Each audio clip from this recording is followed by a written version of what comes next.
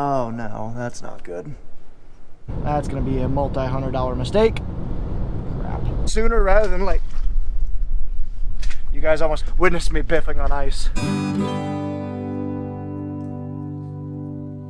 Well guys, good morning, good afternoon, and good evening to all. Welcome to Hartung Family Farms, and today, Spring 2022 begins. I'm gonna be heading up to the farm. May not look like it, we got snow on the ground, but just stay tuned. I'm gonna be doing some work in the fields for the first time this year. It's actually supposed to be halfway decent today. High of 55, but the winds are gonna be miserable. I'm gonna grab me some chapstick, that actually reminds me, because I'm gonna be outside working a lot.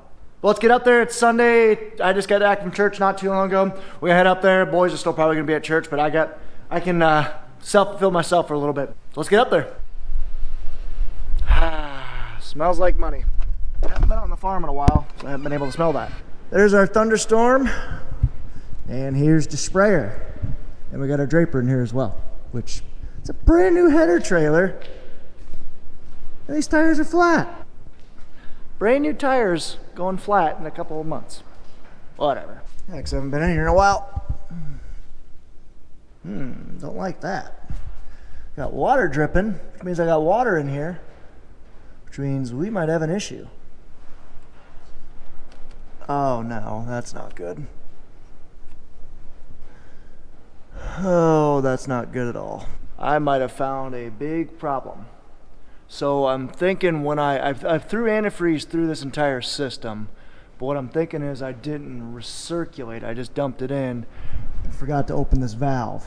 So I'm guessing we have water in through here, and that is not good. Well, nothing we can do right now, but I noticed it because there was water right here. Ah, crap. Yeah, because how this works is you basically have from the pump, it goes to the sparge, and the sparge system is essentially just your recirculating flow, and I might not have opened that up. Well, that might have gotten expensive. We will see when we pull this thing out in the next month or so. But I need to hop in here and, whoa, it's already off. I was gonna say grab the monitor, but oh yeah, it's right there. I need to grab the monitor and I need to grab the receiver, because those of you guys who didn't guess it yet, we're going to be doing some boundaries today. It's gonna be windy, it's gonna be fun. Let's go ahead and grab this stuff.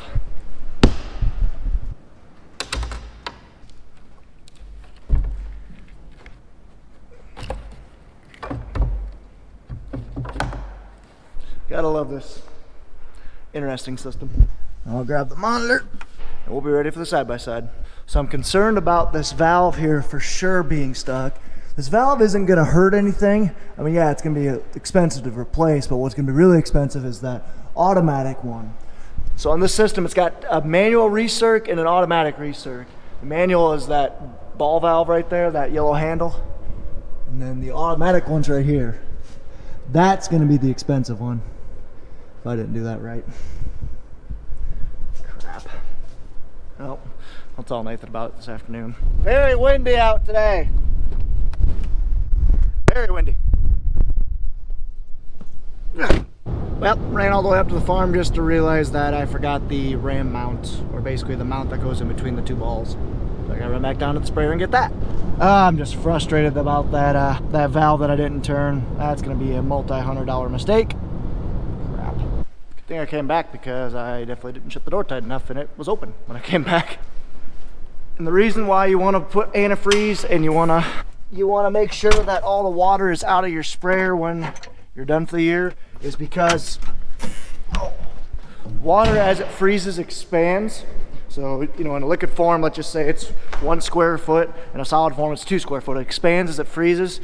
So if you put it in small lines and intricate systems like that, if you leave it in there and it freezes over winter, you know, it freezes and thaws, contracts and retracts, it cracks fittings and breaks stuff, and it's not good. So I'm kind of pissed at myself. Oh well, nothing you can do about it now, except we yelled at. Oh well. I mean, it's nice out. It's definitely starting to feel like spring, but it is windy and it's muddy out. But it's kind of a false mud, because I mean, it's mid-February and we're dry in a lot of our fields. It's going to be a very dry year unless something's happened very quickly. I was looking at some soil moisture maps, and down 40 centimeters, so what's that, 15 inches, whatever it is. I mean, we're at 10% of what we normally are. Now, like 40 to 50% of what we normally are. So half the normal moisture, if even less than that. So we're gonna need some things to change. Otherwise, it's gonna be a interesting start to the year, that's for sure. But I'm gonna mount this equipment up on the side-by-side, and then make sure everything's going and start to get it set up.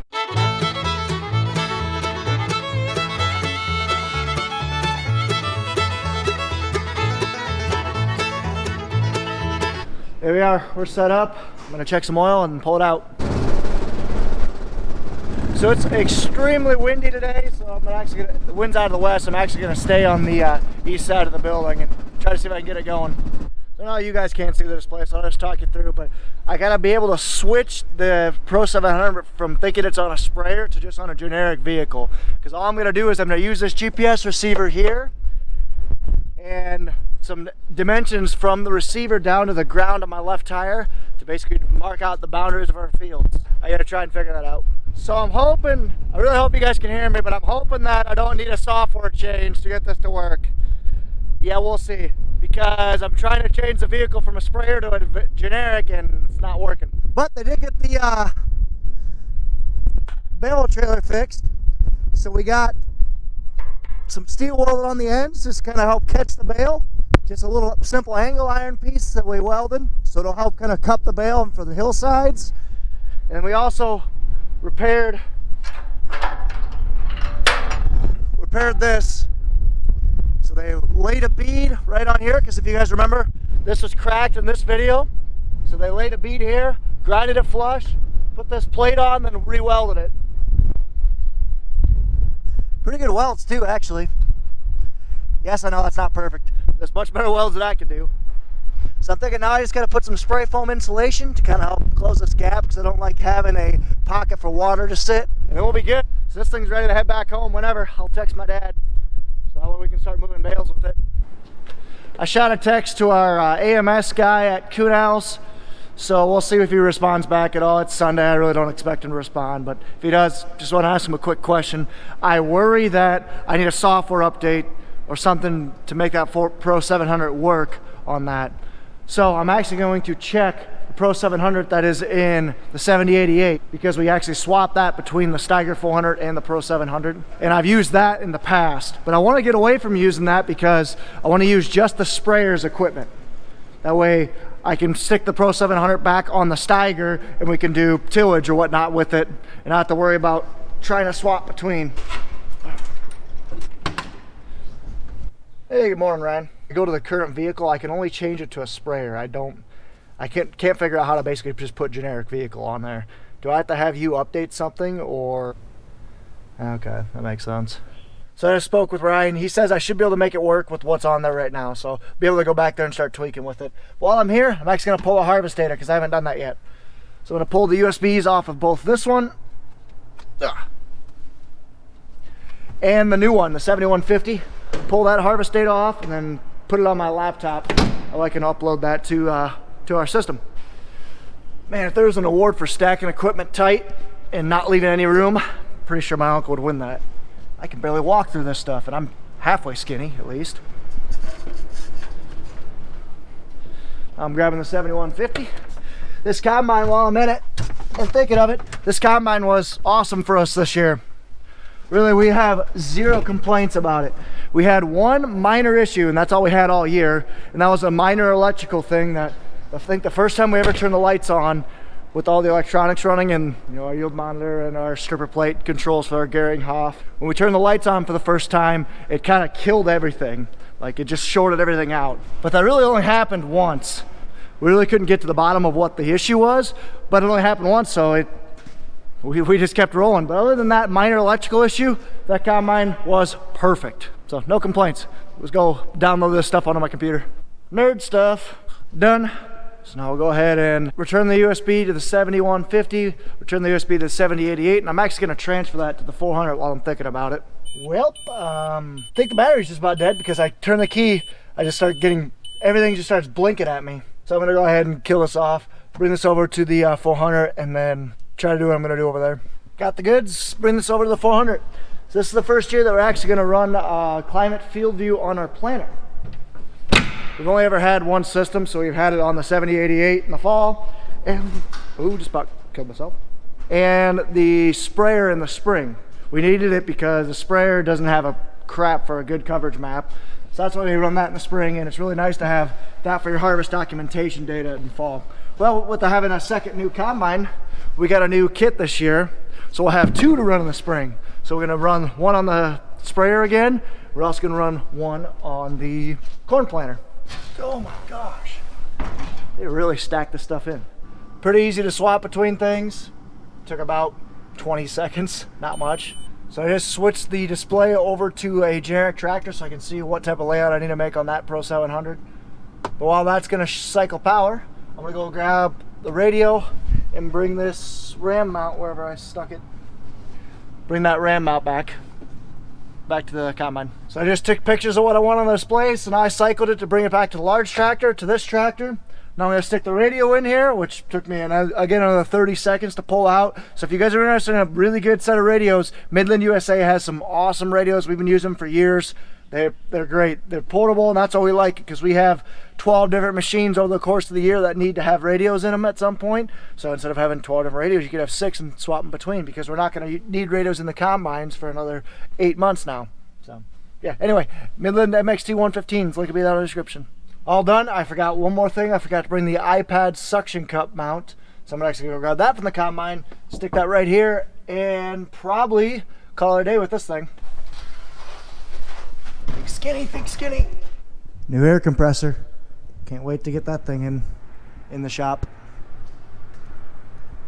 Well, I'm still struggling with this monitor. There's some setting here that I forget, and I struggle with every single year that I don't know what the deal is. I can't get, basically the GPS is turned off right now. I can't get it how to turn back on.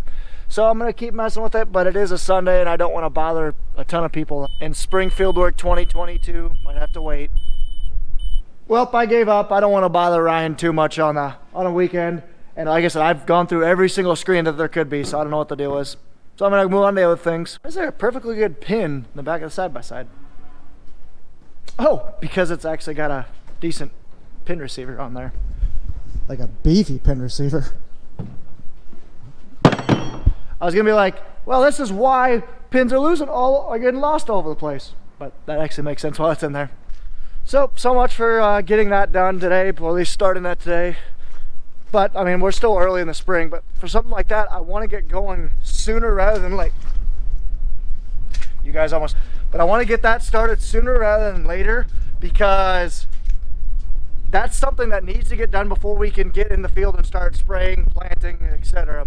Something that needs that data, because the boundaries, I mean, that saves us direct money. I'll link you a video right here where I go into a little bit more detail, because it's a long process on, it's a long explanation on how that saves us money, but it saves us a lot of money in the end.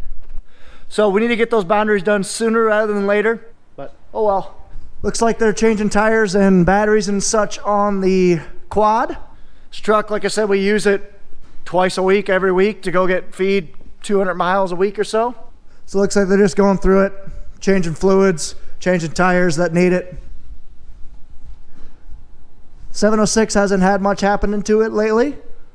Looks like it's in the same shape that it was last time I saw it. It's a 6-cylinder gas motor right here. I don't know much about engines, specifically that vintage of engine, so I'm not going to speak on it, but it's kind of neat. But we're trying to get all this stuff done, and like I mentioned last video, that once the 706 is done, we're going to bring take that out, bring the 560 in that's got a blown motor, and we found a new motor for it. We're going to transplant that. So I'm going to walk over, show you guys that spray trailer, tell you what I'm thinking about doing, and then I want to get to your guys' feedback. What should I do on that spray trailer as far as setting it up? Got a couple more security cameras. It's honestly a beautiful day today, minus the wind. It's supposed to get up to like 51 or something like that. It's going to melt a lot of snow, and a lot of, like, really all we got left for snow are just in the ditches and drifts and piles. So it's going to start eating into that, that's for sure. And I bet this is my grandma. Hello. Okay, I'll be right up, Grandma. Thank you. So here's our spray trailer. It's a I'm not even sure how long it is, but it's a wide enough trailer. It's on a gooseneck. We're probably going to stick this on a semi, just not sure, because 2,000 gallons of water plus up to 500 gallons of chemical. I mean, that's going to weigh 25,000 pounds right there. So it's going to need a beefy vehicle for sure. But we obviously have to set this up. We need to put our pump on there. We need to put our adductor to put our chemicals in. We need to put all our hoses. We need to, it looks like we need to drill everything. I mean, this is just a base tank. Looks like we need to tap our bung, put a little sight gauge on there. I don't know, do you guys, so a couple questions I got. Do you think we should paint this tank black? I've heard that lighter tanks let more sunlight in, and sunlight breeds algae. What do you guys think? I mean, we're only gonna fill this up with well water. It's not gonna be treated or anything like that. So, I don't know. I think we should paint it black from what I've heard from other people, but what do you guys think? So the layout I'm thinking is having a spot either in the front or on this side for 2 chemical shuttles. So I'm thinking right now, basically just nose them up to each other, one here, one on the other side. They'll be this way so you can actually get at them from. I'm also thinking about having basically a two-way pumping system. So obviously at normal running, we're gonna be pulling from this tank into the motor, into the adductor, and then out to the sprayer or whatever. But I also want to be able to turn 2 valves, and instead of being sucking from this tank, I want to push onto this tank. So I want to have a little outlet right here or an inlet right here that we can basically take our little 10-foot hose that goes to the sprayer, stick that on here and suck from a tank, pull 2 valves turn 2 valves on the pump, and instead of, like I said, pulling from the tank, you push onto it. Because 2,000 gallons, yes, it's much better than last year's 1,400 gallon tank, but it's still, I'm gonna be not as efficient as I could be. So I'd like to have a secondary water tank sitting either next door or somewhere. And that way we're not relying solely on the hydrant, but we'll see. But yeah, that's what I'm thinking right now. I'm curious, what do you guys think? How should we set this up? It looks like it's about a 10 by 10 platform, or 10 by 8 or whatever platform that we have here, and we obviously have these rails as well. So what do you guys think? What should we do? It also would have been really nice if there was like a little caddy on the back here, something that we could extend, make it about 3 feet longer. We can stick a 4-wheeler on the back. That way I can be self-sufficient myself. You know, I could drive the semi and water tank up to the Zyment farm, take the 4-wheeler, buzz that back here to go get the sprayer. Stuff like that. But again, beggars can't be choosers. And I'm curious to see, what do you guys think? Any suggestions? I am all ears, because we're gonna start setting this up here in probably the next month. I'm also thinking it'd be really cool, really slick, if I'd be able to stick a chemical shuttle in here where I'm at. And I just remembered I had a tape measure, so let's grab that. So it's an 8 feet by 8 feet square in here. So it's smaller than I thought, but we'll see. Hopefully it's enough for him. But I'm also thinking about putting one of these empty chemical shuttles in here, kind of like as a trash bin. So we get any empty boxes or jugs, we can throw them in there and not have to worry about them blowing away. Put like a couple bungee straps. And when I talk about those empty chemical shuttles, I bought some from the city of Bellevue a couple years ago. These things. So just cut the plastic out and just have that wire frame. And then you can just throw jugs and stuff in it. So I'm gonna measure, see if it'll work. But I'm hoping we can make something like that work. It's pretty narrow. Might have to do some custom fabbing to make that fit in there, because that is pretty narrow. So I don't know, we'll see. But either way, we got this new trailer last year, so we'll start building it here shortly. But I need to go up and get some lunch with my grandma. Kitty! Not gonna walk down that ice skating rink anymore. Interesting. So my day up here might be short. Probably was a waste of a drive to drive an hour and a half only for 2 hours worth of work. But like I said, I was hoping to get that side-by-side going, but just didn't work out today. Oh well. Hi kitties. Hi kitties. Hi. Hi. Hi kitties.